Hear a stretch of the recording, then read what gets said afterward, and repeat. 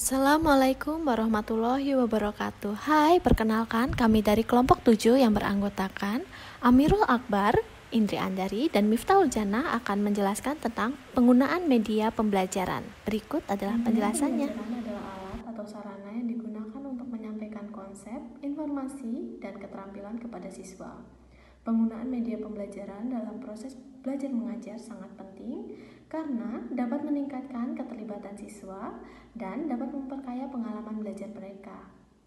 Penggunaan media dalam pembelajaran memiliki beberapa prinsip utama. Yang pertama, terdapat relevansi konten. Media yang dipilih harus sesuai dengan materi yang diajarkan dan dapat membantu siswa dalam memahami konsep yang telah ditentukan dengan lebih baik. Yang kedua, terdapat interaktivitas.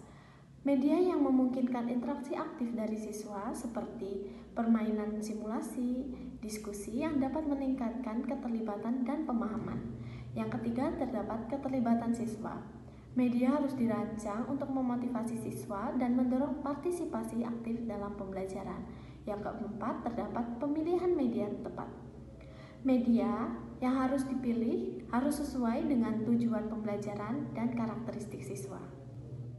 Langkah-langkah penggunaan media dalam pembelajaran. Yang pertama, terdapat perencanaan. Tentukan dahulu tujuan pembelajaran. Lalu, identifikasi materi yang akan disampaikan dan pilihlah media yang sesuai. Yang kedua, terdapat pengembangan. Buat atau temukan materi media yang relevan dan sesuai dengan tujuan pembelajaran. Yang ketiga, terdapat implementasi. Gunakan media dalam sesi pembelajaran. Pastikan siswa terlibat dan fasilitasi penggunaan media dengan efektif. Yang keempat, terdapat evaluasi. Evaluasi efektivitas media dalam mencapai tujuan pembelajaran dan tingkatkan pemahaman siswa. Yang kelima, terdapat penyempurnaan. Berdasarkan evaluasi, perbaiki atau modifikasi penggunaan media untuk meningkatkan efektivitasnya dalam pembelajaran.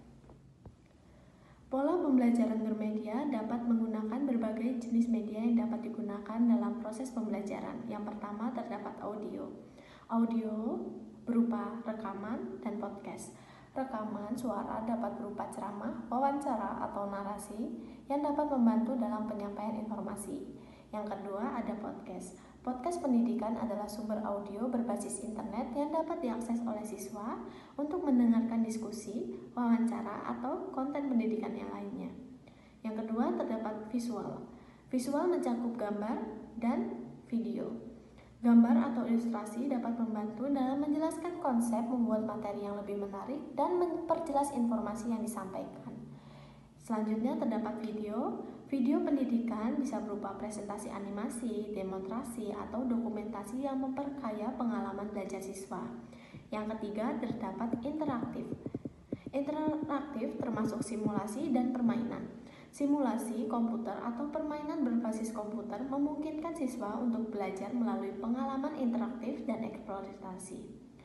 Yang kedua, terdapat permainan. Permainan pendidikan dirancang untuk membantu siswa mempraktikkan keterampilan, memecahkan masalah, atau menguji pengetahuan mereka dengan cara yang menyenangkan.